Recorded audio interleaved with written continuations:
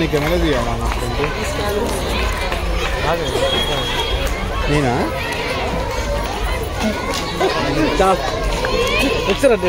Happy new year. Thank you. స్వాగతం సుస్వాగతం. లక్ష్మీమూర్తి గారు foundation chairperson and managing trustee each person. Welcome madam.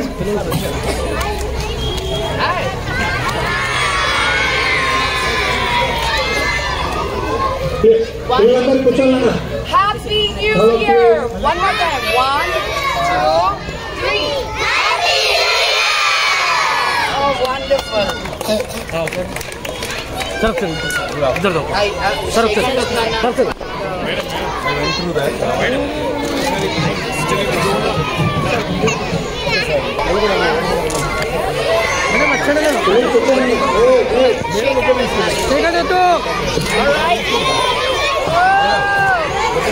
వెనక్కి పిల్లలు రావాలి.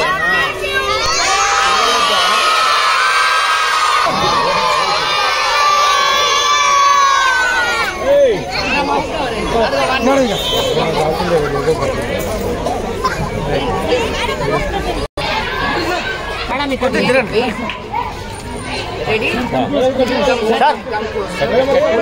ఇటు చూడాలి. Middle camera madam. 1 minute. Ready? Ready 1 2 3. There you go.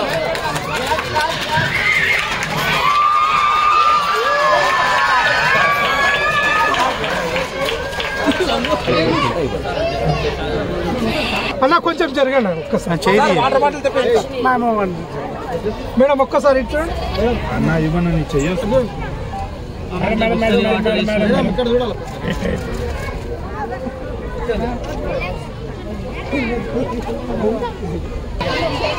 ఇటు కూడా చూడండి మేడం. మేడం ఇటు.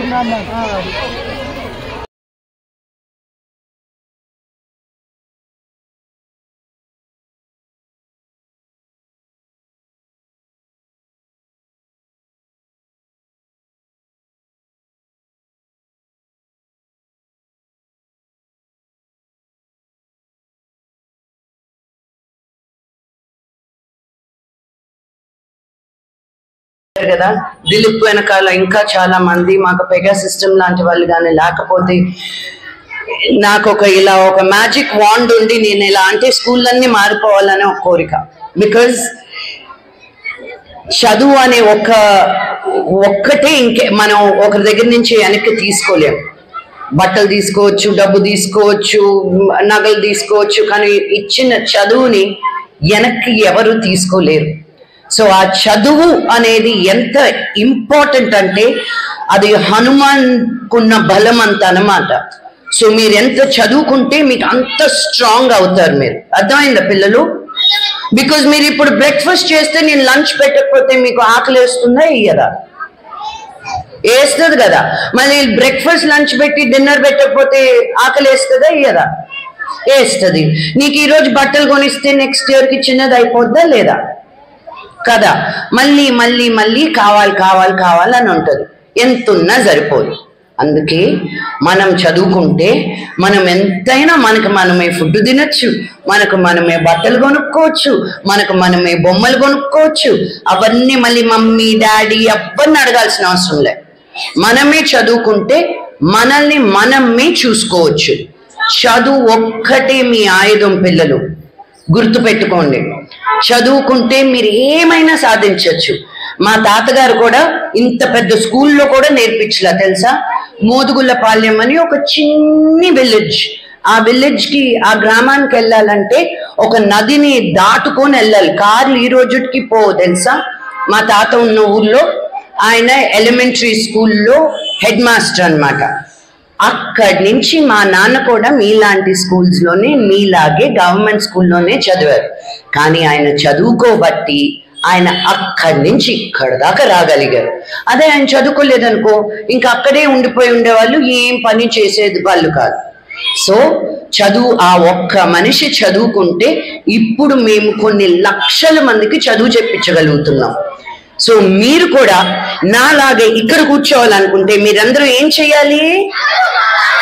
అంతే. It's so simple. మీరు ఇంకేం చేయనక్కర్లేదు.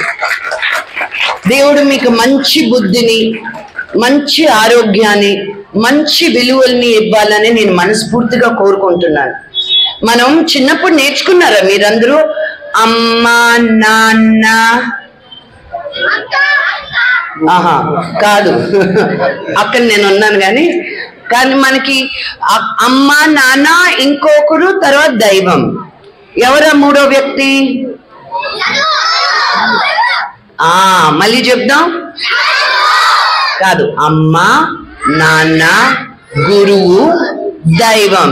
సో చూసారా, మన పెద్దలు అప్పుడే చెప్పారనమాట. అమ్మ నాన్న తర్వాత మోస్ట్ ఇంపార్టెంట్ ఎవరు?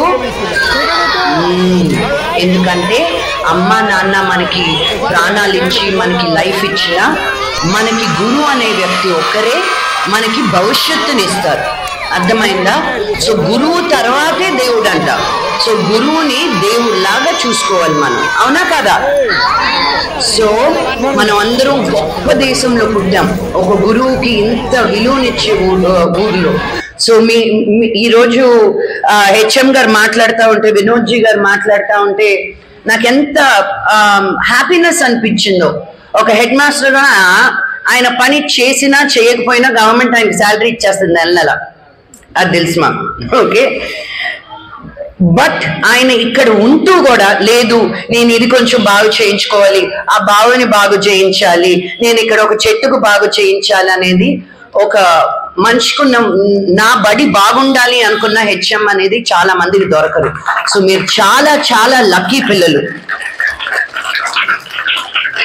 మీకు ఈ పెయింటింగ్, ఈ డ్రాయింగ్స్, మీ స్మార్ట్ క్లాస్ రూమ్ నచ్చిందా? యా, చూడు, మనం అన్నం తినేటప్పుడు డైనింగ్ రూమ్ లో తింటాం కదా, ఐ మీన్ ఎక్కడ తినాలో అక్కడ తింటాం. వంటింట్లో వండుతాం. బాత్రూమ్కి వెళ్తాం కదా. ఏ పని ఎక్కడ చేయాలో అక్కడ చెయ్యాలి. ఎందుకంటే మన వాతావరణం ఎలా ఉంటుందో అప్పుడే మనకి సరిగ్గా చదువుకోవాలనిపిస్తుంది. నేను కూడా, నాకు ఒక కూతురు ఉంది, విద్యా నిర్వహణ అని. తనకి 9 ఏళ్ళు. నేను ఎప్పుడు తనకి ఎలాంటి వాతావరణం ఉంటే బాగా చదువుకుంటుంది అని అనుకుంటాను. సో గవర్నమెంట్ ఇంత చేసింది అంత చేసింది అన్న ఒక ఎత్తు అయితే, 1.6 బిలియన్ మనకి ఇండియాలో ఉన్న జనాభా లోకమంతా లేదు కలిపిన. సో ఇంత జనాభాని చూసుకోవాలంటే ఎవరికైనా కొంచెం కష్టమే అండి. సో అందుకే మనం సిటిజన్స్ గా, మనం పేరెంట్స్ అందరూ కూర్చున్నారు కదా, మీకు ఇది. అందుకే మనకి ఎంత తోచిందో మనం చేయగలిగితే, మన చుట్టూ ఉన్న ప్రాంతాలని, వాతావరణాన్ని మనం చేసుకోగలిగితే, మనకు వచ్చే నాయకులు వాళ్ళే వచ్చి అమ్మా నీ లేకుండానే పనులు అయిపోతున్నాయి ఇక్కడ అనుకుంటారు. మీరందరూ తలా 500 ఇవ్వడం ఆయనకి 5 కోట్ల బలం. బికాస్ ఏదైనా ఒక పని చెయ్యాలనుకున్నప్పుడు మీరు తలా 1 రూపాయి వేసుకుంటే ఇంకెవ్వరు మేము కూడా అక్కర్లేదు తెలుసా మీకు.